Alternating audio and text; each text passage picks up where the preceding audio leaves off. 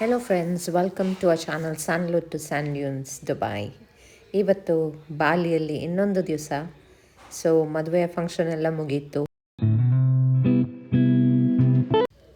ಮದುವೆ ಫಂಕ್ಷನ್ ನಂತರ 2 ದಿವಸ ಸೈಟ್ ಸೀಯಿಂಗ್ಗೆ ಅಂತ ಒಂದು ಬಸ್ ಬುಕ್ ಮಾಡಿದರು. ನಾವು ಆಲ್ಮೋಸ್ಟ್ ಒಂದು 20-25 ಜನರು ಸೇರಿಕೊಂಡು ಓಡಾಡೋಕ್ಕೆ ಸ್ಟಾರ್ಟ್ ಮಾಡಿದ್ವಿ. ನಮ್ಮ ಫಸ್ಟ್ ಸ್ಟಾಪ್ GWK. ಇದು ಗರುಡ ವಿಷ್ಣು ಕೆಂಕಣ ಕಲ್ಚರಲ್ ಪಾರ್ಕ್.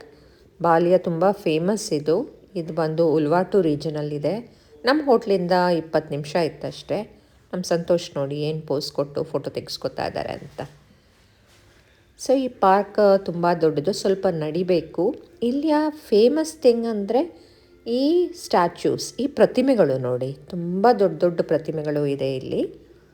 ಇದರಲ್ಲಿ ಎಲ್ಲದಕ್ಕಿಂತ ದೊಡ್ಡ ಪ್ರತಿಮೆ ಬಂದು ಲಾರ್ಡ್ ವಿಷ್ಣು ಗರುಡನ ಮೇಲೆ ಕೂತಿರೋದು. ಅದು ಬಂದು 120 ಮೀಟ್ರ್ ಇದೆಯಂತೆ. ಸೊ ಹೀಗೆ ಒಂದೊಂದು ಪ್ರತಿಮೆ ಎಂಟ್ರೆನ್ಸಿಂದನೇ ನಡೀತಾ ಮೇಲೆ ಹೋಗ್ತಾ ಇದ್ದಂಗೆ ನಿಮಗೆ ಇನ್ನೊಂದು ಪ್ರತಿಮೆ ಕಾಣುತ್ತೆ. ಹಾಗೇ ಎಲ್ಲನೂ ಕವರ್ ಮಾಡಿದ್ವಿ ನಾವು. ಒಂದು 40-45 ನಿಮಿಷ ವಾಕಿಂಗ್ ಡಿಸ್ಟೆನ್ಸ್ ಇದೆ ಅಂತ ಇಟ್ಕೊಳ್ಳಿ. ಆದರೆ ಯಾರಿಗೆ ನಡೆಯೋಕ್ಕಾಗಲ್ಲ, ಅಲ್ಲಿ ಓಡಾಡೋಕ್ಕೆ ಗಾಡಿಗಳು ಇದೆ. ಅದು ಬಿಟ್ಟು ಈ ಜಾಗನ ಅಷ್ಟೇನು ಕಮರ್ಷಿಯಲ್ ಆಗಿ ಮಾಡಲಿಲ್ಲ, ಅಂಗಡಿಗಳು ಅಂಥದ್ದೆಲ್ಲ ಏನೂ ಇಟ್ಟಿಲ್ಲ. ಅದರಿಂದ ಇನ್ನೂ ರಾ ಆಗಿದೆ, ನೀಟಾಗಿದೆ, ತುಂಬ ಚೆನ್ನಾಗಿ ಮೇಂಟೈನ್ ಮಾಡಿದ್ದಾರೆ. ವೆದರ್ ಇವತ್ತು ಸೂಪರು. ಆಮೇಲೆ ಇಷ್ಟು ದಿವಸ ಮದುವೆಯಲ್ಲಿ ಸರಿಯಾಗಿ ತಿಂದಿರೋದಲ್ವಾ, ಅದೆಲ್ಲ ಕರಗಿಸೋಕ್ಕೂ ಸ್ವಲ್ಪ ಚೆನ್ನಾಗಿತ್ತು ಈ ಥರ ನಡೆದಿರೋದು. ಇವಾಗ ನೆಕ್ಸ್ಟ್ ಹೋಗೋ ಜಾಗ ಇನ್ನೂ ಸ್ಪೆಷಲ್, ಫೈರ್ ಟೆಂಪಲ್. ನೀವೇ ನೋಡಿ ಹೇಗಿದೆ ಅಂತ. ನೀವು ನೋಡಿದ ನಂತರ ಇದ್ರ ಬಗ್ಗೆ ಹೇಳ್ತೀನಿ.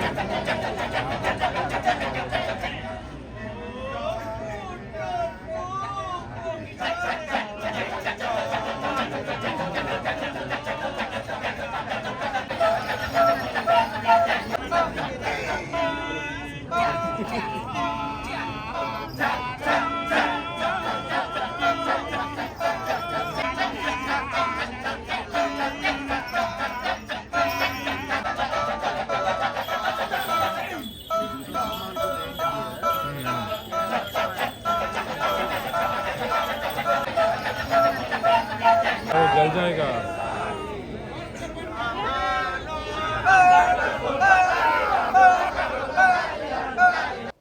ಹೇಗಿತ್ತು ವೀಕ್ಷಕರೇ ಪರ್ಫಾರ್ಮೆನ್ಸ್? ಇದು ಫೈರ್ ಟೆಂಪಲ್.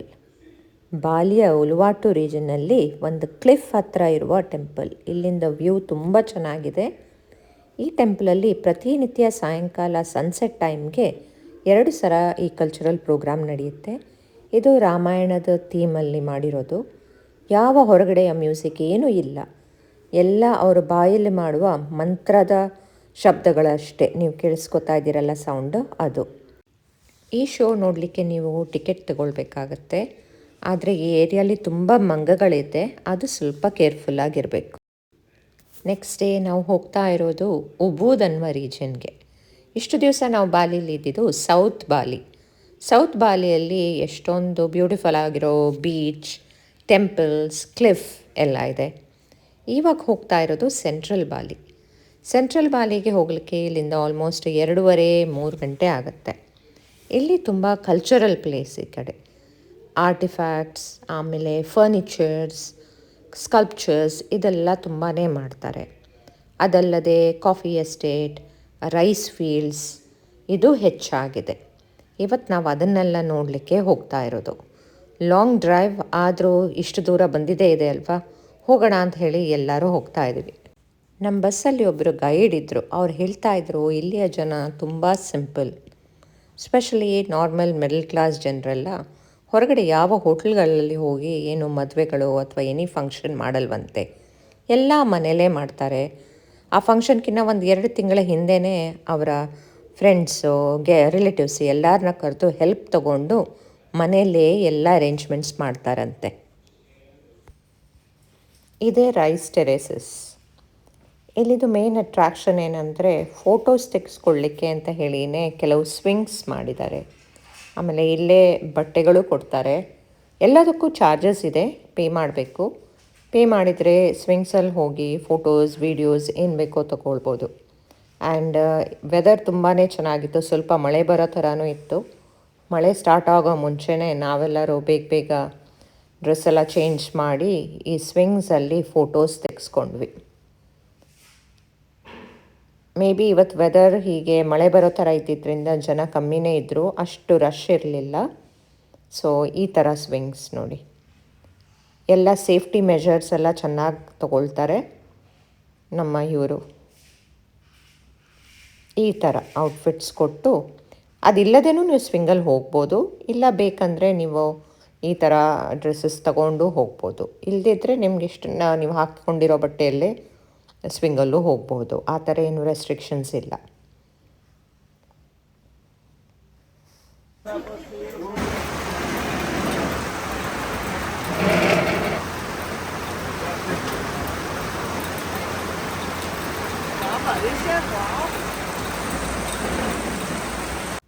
ನಮ್ಮ ಫೋಟೋ ಸೆಷನಲ್ಲಿ ಆಗೋಷ್ಟಕ್ಕೆ ತುಂಬ ಜೋರಾಗಿ ಮಳೆ ಬಂತು.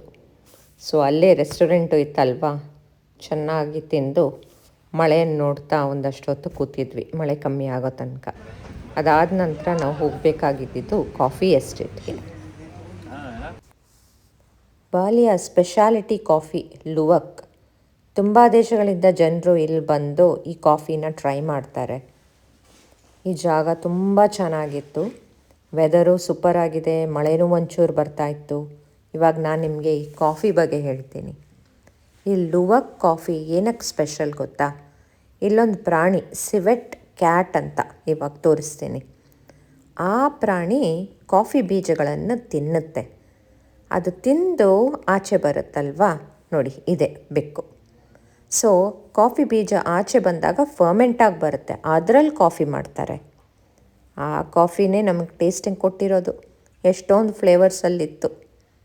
ಆದರೆ ಆ ಪ್ರಾಣಿ ತಿಂದು ಹೊರಗಡೆ ಬಂತಲ್ವ ಕಾಫಿ ಅಂತ ಅಂದ್ಕೊಂಡು ಕಷ್ಟಪಟ್ಟು ಕುಡಿದೆ. ಆದರೆ ಕಾಫಿ ಏನೋ ಚೆನ್ನಾಗೇ ಇತ್ತು.